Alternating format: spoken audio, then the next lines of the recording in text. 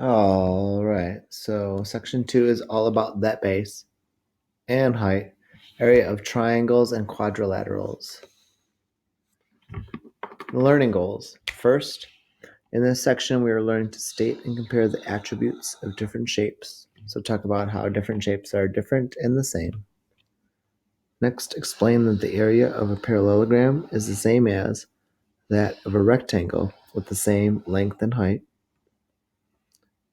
Derive the formulas for the areas of triangles, parallelograms, and trapezoids by composing or decomposing the various shapes into rectangles, triangles, and other shapes. So finding out the formulas and why they make sense. Last, apply the techniques of composing and decomposing shapes to solve real-world and mathematical problems. Some of our terms for this section are going to be parallelogram, altitude, variable, and trapezoid. The connections: you can take a shape apart and put it back together in a different way without changing its area. How can you use composition and decomposition, putting it together and taking it apart, of shapes to reason about the areas of shapes and to derive formulas for the areas of common shapes? Warm up. Write 3 different expressions to describe the total area of this rectangle. All right. So if I'm looking at this rectangle, 1, 2, 3, 4, 5, 6, 7. There's 7 rows. 1, 2, 3, 4, 5, 6, 7, 8, 10, 11. There are 11 columns. So one way to write this would be 7 times 11. Okay. I could also break up this rectangle into a part that was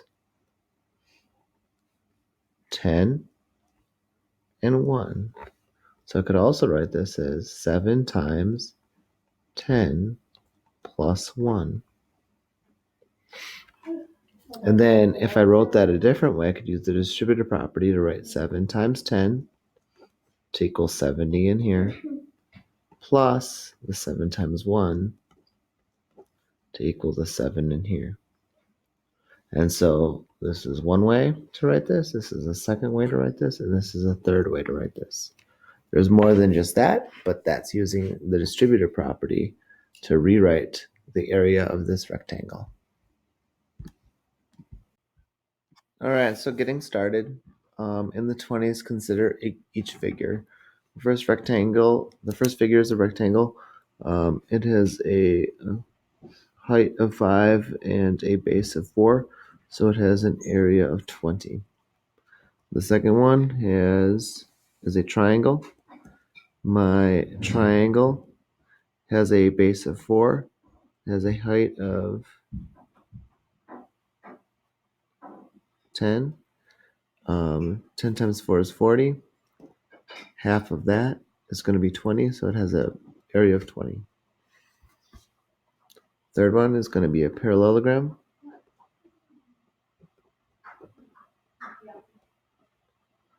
And the parallelogram has a 1, 2, 3, a base of 4, and then a height perpendicular 2, 3, 4, 5. 5 has a area of 20. And last we have a trapezoid. And it has one base that is 4. It has the other base that is 6. It has a height that is 4. And I take the two bases, I add them together, I times it by the height, I multiply it by 1/2, and that'll give me an area of 20. Okay. I kind of jumped ahead here because we haven't learned any of that stuff yet. But yes, I can name each figure. Look at the picture.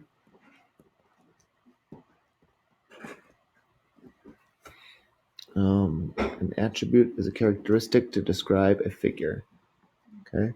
Describe the attributes of each shape. Are there any attributes that are shared across the different shapes? Well, they all have straight lines.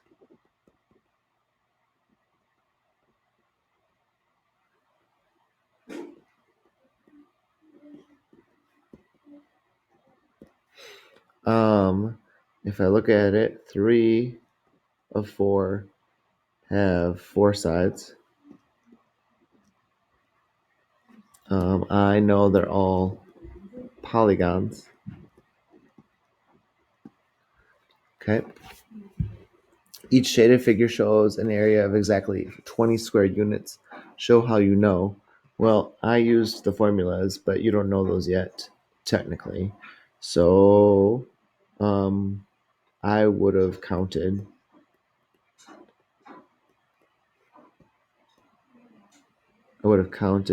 the shaded squares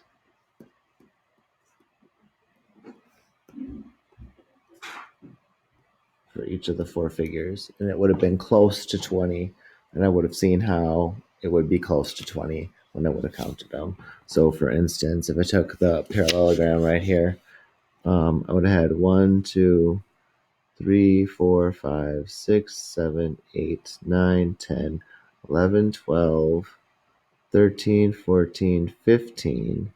And then I would have seen that something like this one and this one would have been 16. This one and this one would have been 17. This one and this one would have been 18. This one and this one would have been 19. And this one and this one would have been 20. I would have estimated to see that it was very close to 20. Okay, so, all right, activity 2.1, investigating the area of a parallelogram. In this activity, you will investigate the area of a parallelogram using what you know about the area of a rectangle. A parallelogram is a 4-sided figure with 2 pairs of parallel sides and opposite sides that are equal in length. Cut out a parallelogram from the grid at the end of the lesson. So here's one of the parallelograms from the end of the lesson. A rectangle is a special type of parallelogram. Cut your parallelogram into pieces so that it can be reassembled to form a rectangle. Tape your rectangle in the space provided. And so we did this in class, not on this page, but we gave you larger parallelograms, and we talked about cutting the parallelogram. We talked about how we could kind of cut it as long as it was perpendicular going across. We kind of cut it like that, and it could have been a whole bunch of things. And then when we rearranged it, we could form a rectangle right there. All right, let me tape that down so we can kind of get it. And it's not perfectly straight, but hopefully we can get it pretty close. So I'll put a little tape down there, and then I'm going to put a little tape down here. I colored mine in just to make it so it would be a little easier to see on the paper. I'm trying to line it up as close as I can. It's not perfect. All right, but we can take any parallelogram and can cut it perpendicularly across, and we can reposition it so it turns from a parallelogram into a rectangle. Okay? All right, below here, in a parallelogram, any of the 4 sides can be labeled as the base. The altitude of a parallelogram is another name for the height of a parallelogram. The altitude of a parallelogram is the perpendicular distance from the base of the parallelogram to the opposite side, represented by a line segment. 3. Label the base and height of the parallelogram and rectangle. So when I have this one right here, the base would be going along right down here, and so it'd be from here to here. Then I could do the height a couple of different ways. This perpendicular line from one side of the parallelogram to the other side of the parallelogram that's perpendicular to the base, that could be considered the height. H-E-H-T. At times they do something like this where they go out to the outside and then they have a line going here And basically it's got to be that same distance there where it's perpendicular from the base, going up from one base to the other base. Okay. Label the base and height of the parallelogram and rectangle. The rectangle is a little trickier because I have tape there, but if I said base, it would be along that side of the rectangle, right there. And then the height would be going perpendicular, and so it'd be just right there. Okay. Before I'm done with this page, please notice that the base here was 1, 2, 3, 4, 5, 6, 7, 8, 9 units. And the height was 1, 2, 3, 4 units. And I know with a rectangle, if I take the base times the height, I get the area. And since this is the same as this, I know a parallelogram is also base times height. And all of this stuff we've done in class, just not in the book together.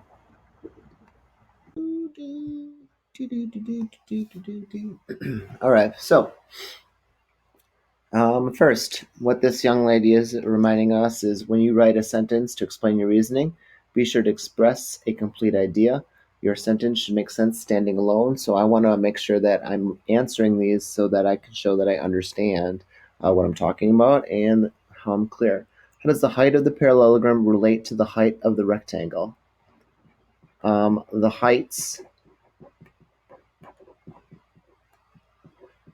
of the parallelogram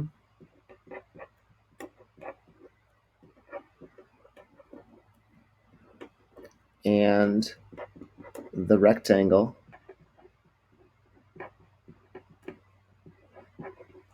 are the same. This is from the last page. How does the length of the base of the parallelogram relate to the length of the base of the rectangle? The bases of the parallelogram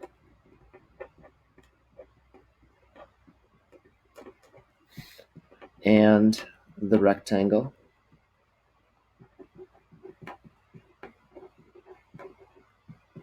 are the same. And then it says, explain your reasoning.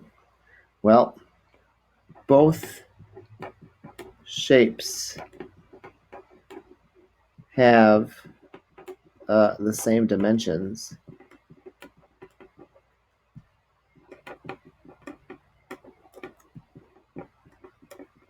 because we just moved the parallelogram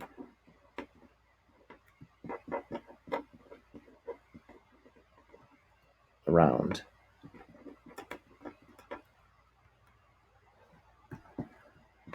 We didn't add any. We didn't add or take away anything.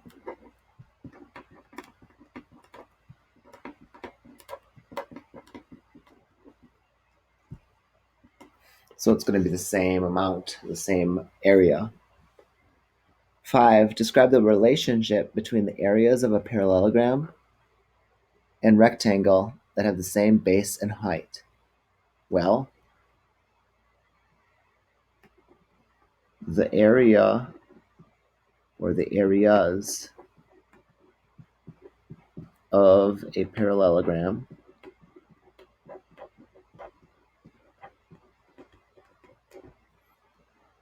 and rectangle with the same base and height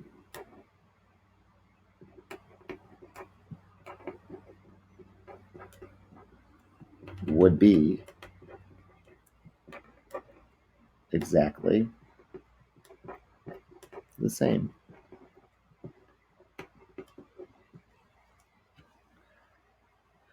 Use the terms base and height to describe how to calculate the area of a parallelogram.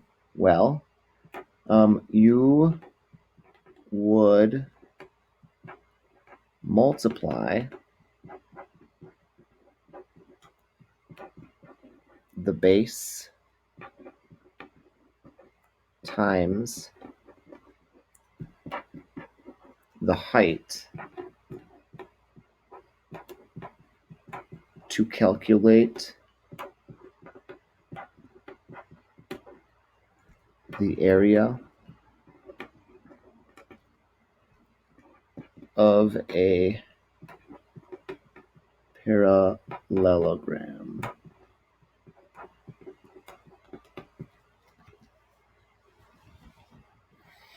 In mathematics, one of the most powerful concepts is to use a letter to represent a quantity that varies or changes.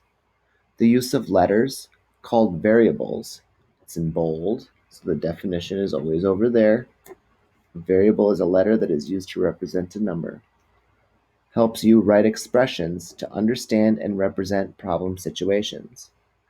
7. Write the formulas to calculate the area of a parallelogram and a rectangle. Use B for base and H for height.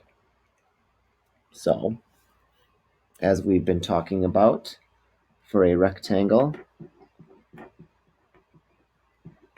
my formula would be area is equivalent to B for the base times the height.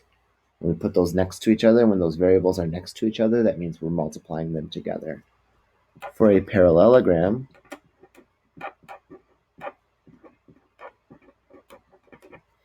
to find the area of a parallelogram, we would need to know the distance of the base. And once we have that distance, we multiply it by the height. So A for area is equal to the base times the height.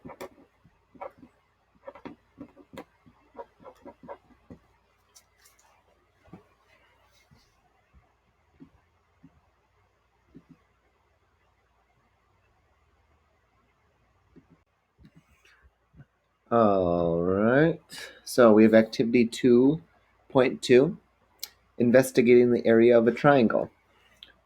The base of a triangle, like the base of a parallelogram, can be any of its sides. The height or altitude of a triangle is the length of a line segment drawn from a vertex of the triangle to the opposite side so that it forms a right angle with the opposite side.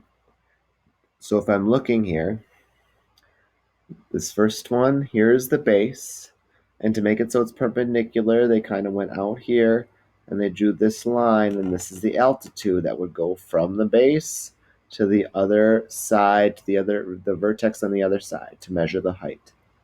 For the second one, here's the base going along here, and here is a perpendicular line they made to get the altitude, which would also be considered the height of the triangle.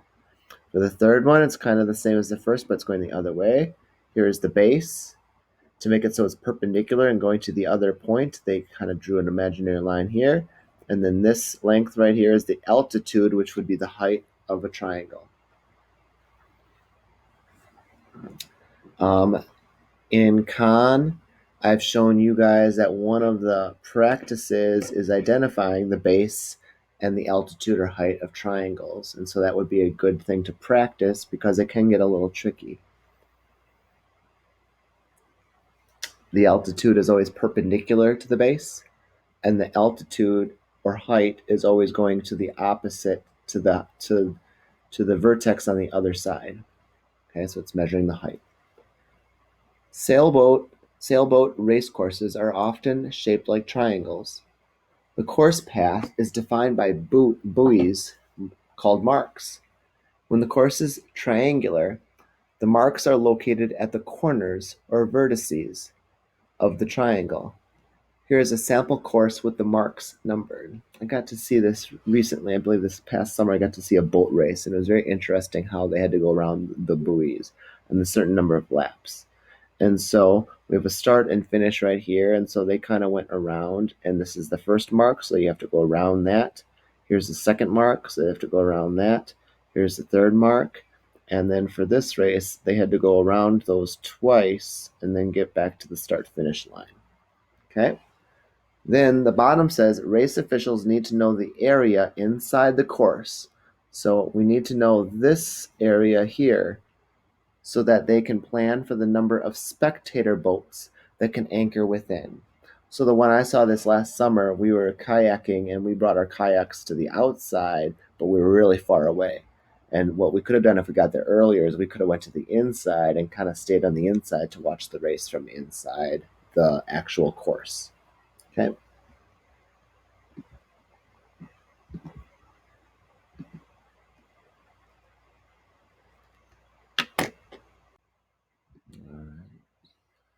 And so the triangle on this page represents a sailboat race course.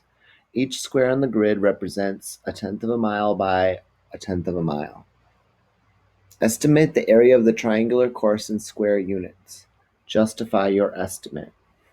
Okay, so there's a bunch of ways to do this, but if I was to kind of go through 1, 4, 5, 6, 7, 8, 9, 10, 11, 12, 13, 14, 15, 16, 17, 18, 19, 20, 21, 22,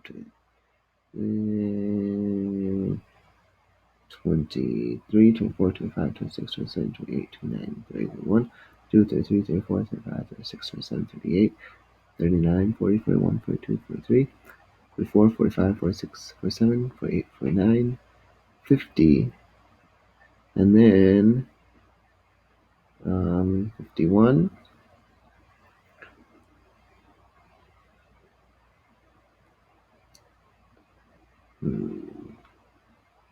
52, 53, 54, 55, 56, 57, 58, 59, 60. I would say about 61 square units. And then I counted the squares. I counted the full squares.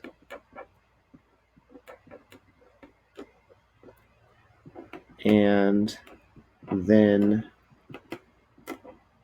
estimated the partial squares. And then if I was converting this to miles, well, each of those squares is 1/10 of a mile. And so I believe that would this be 6.1 miles squared? Because I divide it by 10 to get that. But that's not the super important thing here. That does throw a wrench into it, but let's stay away from that for right now. Now the next direction is use two sides of the triangle to draw a parallelogram on the grid. How does the area of the parallelogram relate to the area of the triangle? And notice how this guy says use a straight edge to draw your parallelogram. All right, so I'm going to listen to him. And so I'm going to choose this side as one side of the parallelogram and this side as the other side of the parallelogram. And if that's the case, I know that this side is 1, 2, 3, 4, 5, 6, 7, 8, 9, 10, 11, 12, 13, 14 units going across. And so with my straight edge, I'm going to make it so it's 1, 2, 3, 4, 5, 6, 7, 8, 9, 10, 11, 12, 13, 14 units going across. And then if it's 14 units going across, then I just have to connect this one, and then that should be parallel to the other side. The parallelogram has two pairs of parallel lines. Okay? How does the area of the parallelogram relate to the area of the triangle? Well, I can see by looking at that picture that the area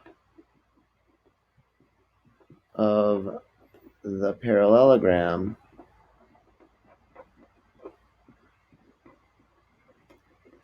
is double the area of the triangle.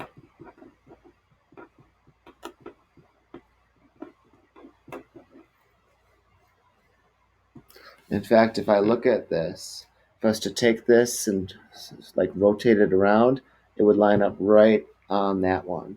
Also, I think back to Mr. Molnar taking a rectangle and cutting the diagonal and how it forms two congruent triangles.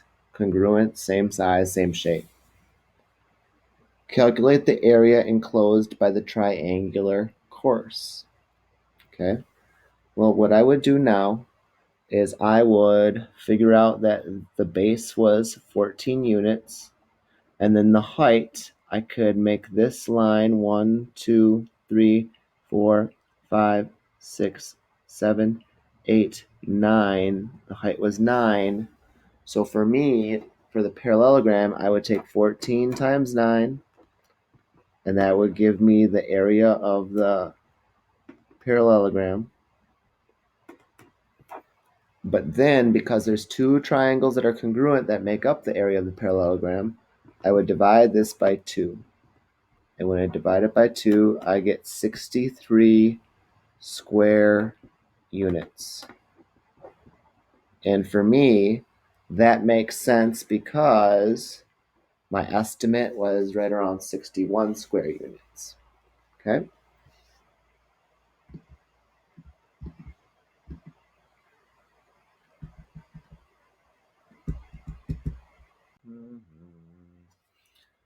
All right. Number 4, label a base and height of the original triangle in the diagram. Describe how to calculate the area of any triangle in terms of the base and the height. Okay. Well, if I go back to the original triangle, the base of the original triangle would be right here.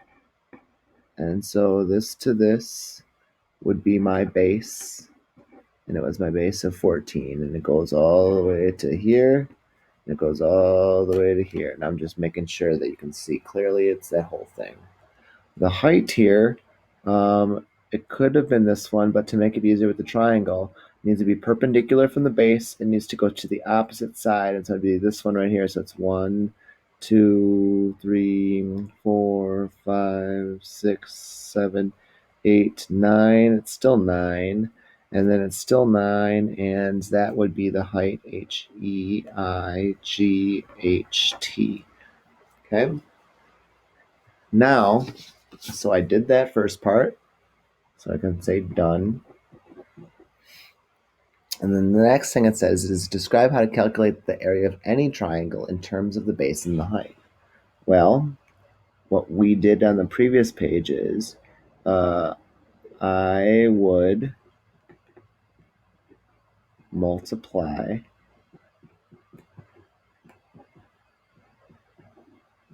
the base times the height. And after I multiplied the base times the height, I think back to what I did, that would be for the whole parallelogram. And so after that,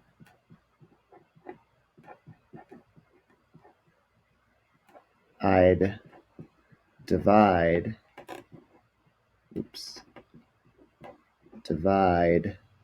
that product. Look at me using fancy math words. Product is the answer to a multiplication problem.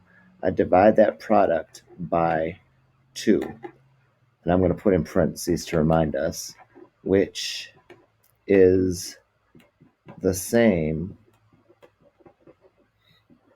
as multiplying by 1/2. Okay? 5. Suppose you create a parallelogram using a different side of the triangle.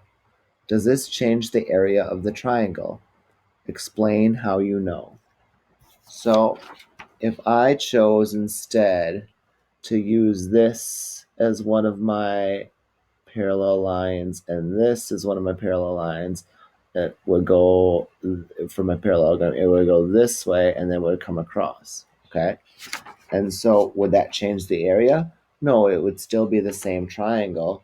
The base of the parallelogram would still be 14, the height would still be 9, and I'd have to divide it by 2 because the parallelogram was double the triangle, all right? So, no, it doesn't change the area.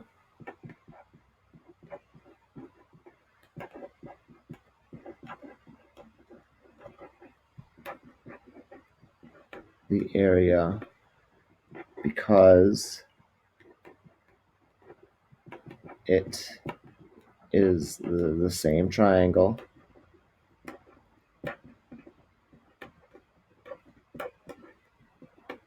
and any parallelogram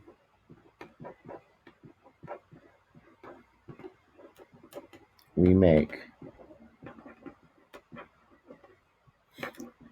has the same base and height.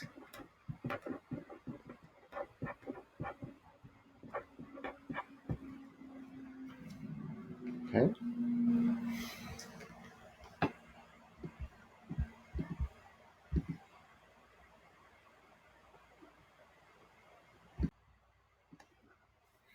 Activity 2.3, investigating the area of a trapezoid.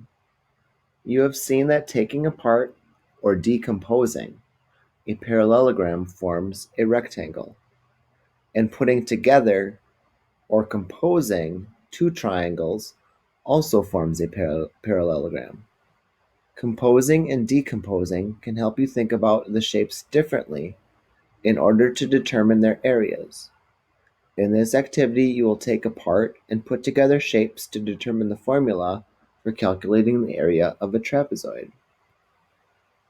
A trapezoid is a quadrilateral with two bases, often labeled B1 or B subscript 1 and B2 or B subscript 2.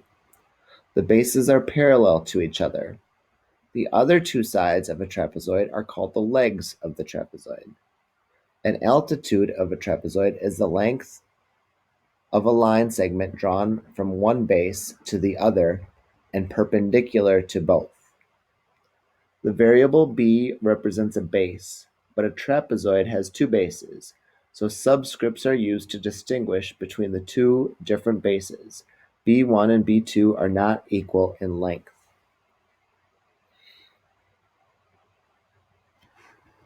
Label the bases of each trapezoid as B1 and B2. All right, and so I'm going to write done because I'm going to do this right here. So it doesn't matter which one is which. So we could say this is base 1. We could say that this one is base 2. And we could have said this is base 1 and this is base 2. What's important is these are the two that are parallel to each other. The other two would cross someplace, like over here. And then if I needed to, this is the height of the trapezoid, or we like to call it the altitude. For the second one, this is the base.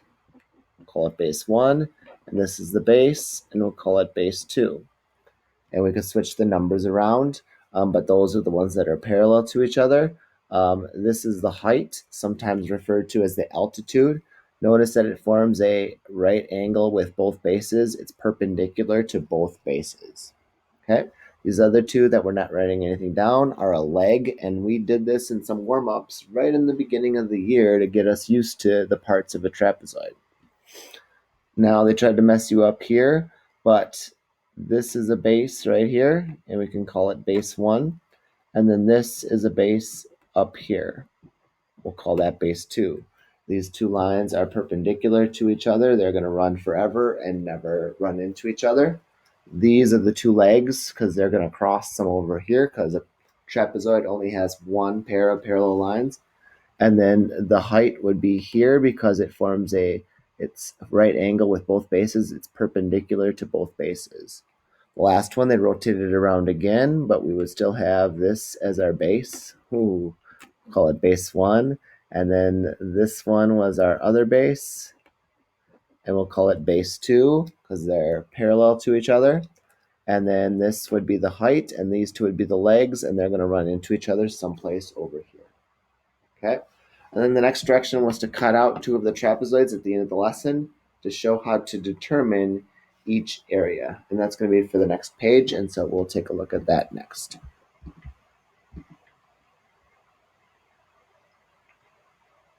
All right, we're going to do a little bit of arts and crafts here now. So as we're trying to figure out a trapezoid, on this page they take us up 3 different ways for kind of thinking about this, okay? And so this guy's saying, think about how the new shapes formed relate to the original trapezoid, okay? And so Marcus cut out and composed 2 trapezoids into a parallelogram to figure out the exact area of one trapezoid. Show what Marcus did to determine the area. And this was the main one that we talked about. And I took my one trapezoid and I'm taping it down onto here. And then I took my other trapezoid and I rotated it so that we could put them together.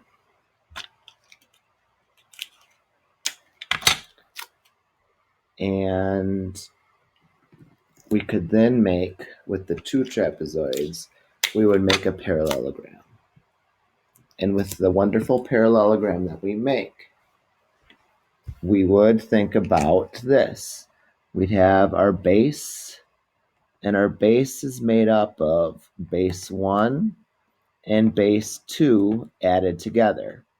And so 1, 2, 3, 4, 5, 6, 7, 8, 9, 10, 11, 12, and 1, 2, 3. So we would have 12 and 3 be the base, and we'd add that together to get 15.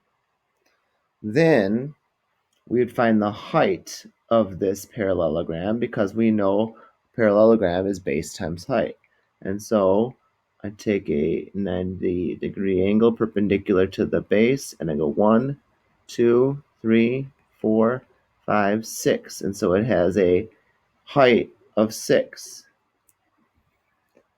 And then what we've been talking about is the fact that this is 2 trapezoids, and I only want one of those. So I would take the bases added together and multiply it by the height, and then I'd multiply the whole thing by 1/2, which is the same as dividing it by 2 to get the area of just one of those trapezoids. Okay? And so that's the first way to think about this. Second, Zoe took a trapezoid and she folded the trapezoid so the base is aligned. So I'm going to take this trapezoid, I'm going to fold it so the base is aligned. So I'm going to fold it down. Then what it says that she did is that she cut along the fold, and so I'm going to take my scissors and I'm going to cut along the fold just like that. And then I rearrange the parts to form a parallelogram. And so I'm going to rearrange my parts to form my parallelogram.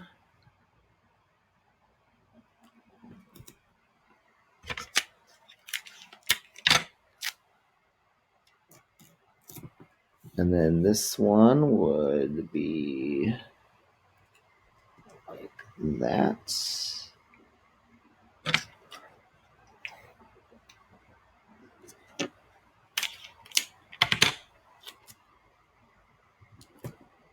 So we are composing and decomposing this trapezoid into parallelograms to figure out the area and how that works. Once again, this would be from here to here would be base 1. From here to here would be base 2. And then for the parallelogram, it would be 12 plus 3 again. And then I would multiply it by the height. But the height of the original trapezoid was 6, and the height of this parallelogram is 3. And so it's the same as taking half of the height. And maybe I would write it like this. Maybe I take 1/2 of the original height of 6 times the bases added together. Okay. Last, but certainly not least, Angela, my sister's name, decomposed, so broke it up. Composing is putting things together, like we were kind of putting things together in the top two. Decomposing is taking it apart and decompose the trapezoid into two triangles to determine the exact area. Use this trapezoid to recreate Angela's strategy. So I would take and I would connect the opposite lines, and then I would have two triangles. The top triangle, I would use this as the base, and so the base is 3. And then the height of this triangle, I would have to make a line going this way, and I would have to have it going this way, and the height of this is 1, 2, 3, 4, 5, 6. And so for the first triangle, for this purple filled in triangle, it would be 1/2 of the base, 3, times the height, 6. Or in this case, it would be 9 as the area for that one triangle. For the other triangle, the base would be along here 1, 2, 3, 4, 5, 6, 7, 8, 9, 10, 11, 12. The height would be 1, 2, 3, 4, 5, 6. And so for this, 12 times 6, but then it's half of that. And so the area for this one would be equal to 36. Okay, and 36 plus 9, I would add the two parts together to get 45 as my area for that trapezoid. For this one, I would have 15 times 3. 15 times 3 is 45. For this one up here, I would have 15 times 6, which is 90. Half of 90 is 45. Okay?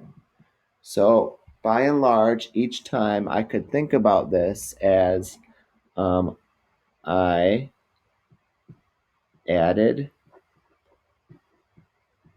the two bases together,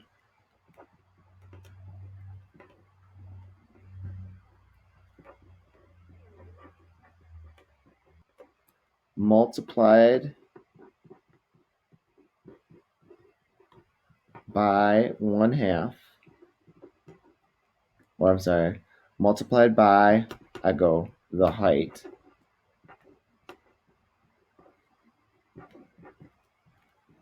And then multiplied by 1/2. So I always add the two bases together. I always multiply by the height, and I always multiplied by 1/2. Okay. I did it definitely differently in those three ways, but that is how I was decomposing and composing that trapezoid into parallelograms for the top two, and then into triangles for the bottom one.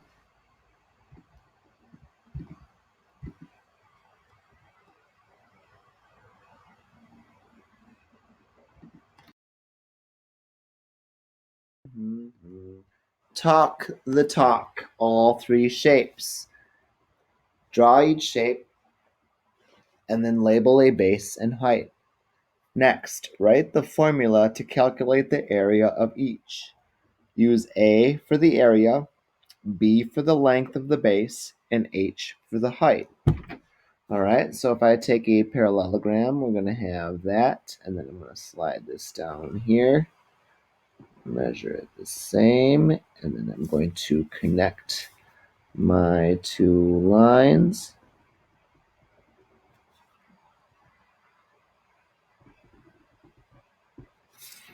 And then I would say this would be a base. And then I would make that, and I would show it's perpendicular to the base. And then this would be the height. G-I-G-H-T. Then it says write the formula. And so for parallelogram, it would be area is equal to base times height. Next, I'm supposed to draw a triangle, so I'm going to draw a triangle.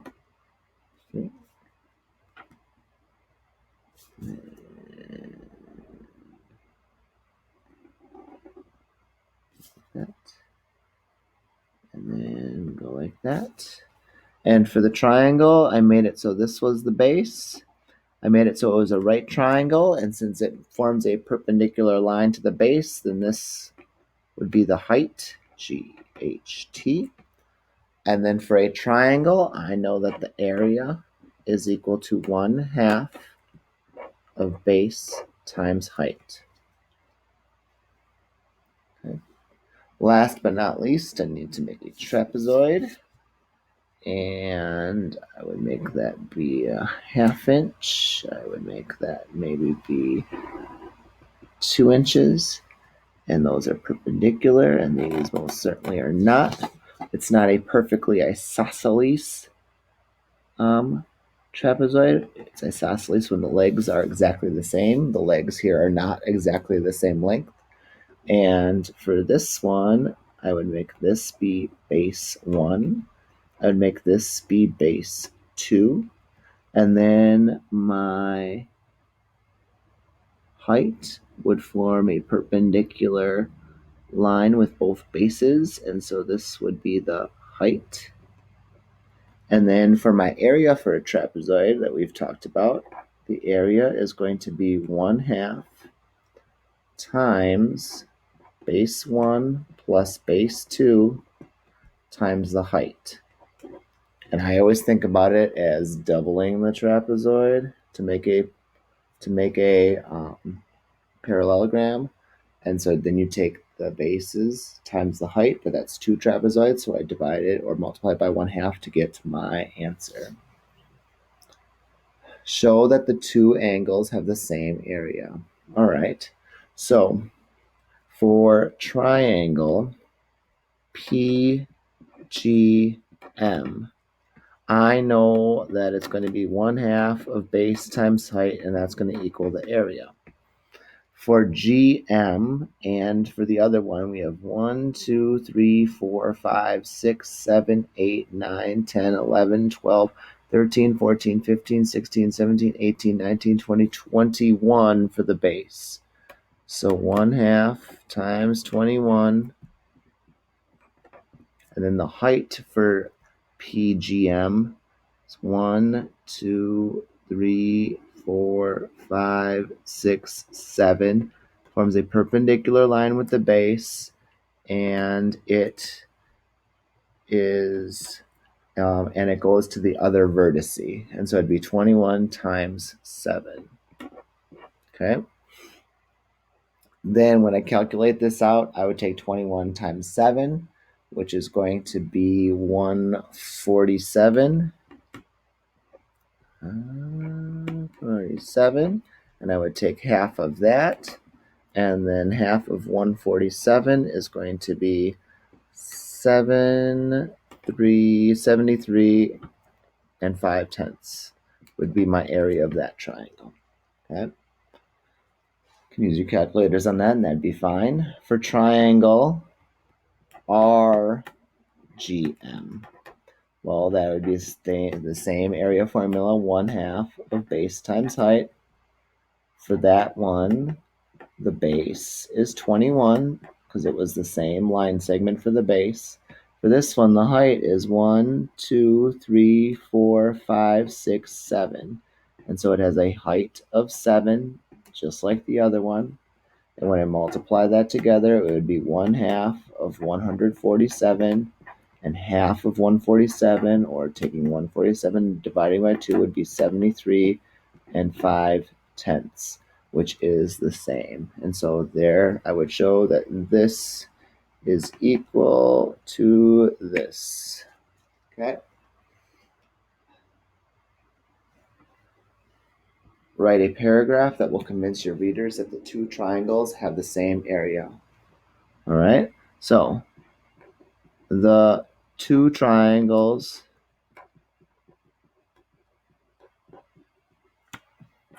have the same area.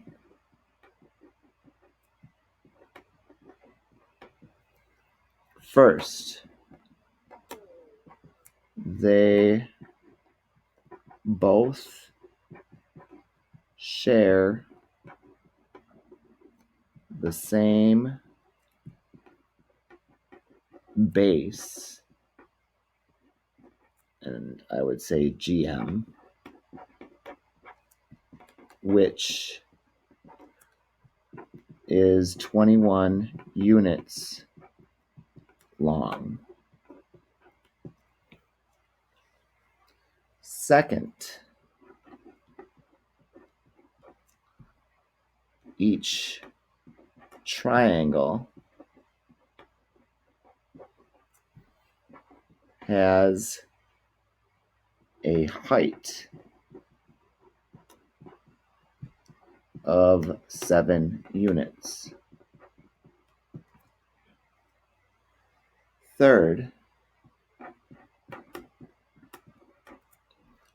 the areas are exactly the same. 73.5 units squared. For these reasons,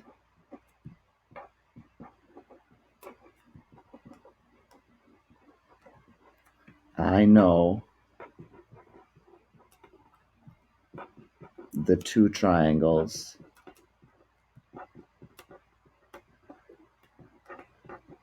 have the same area.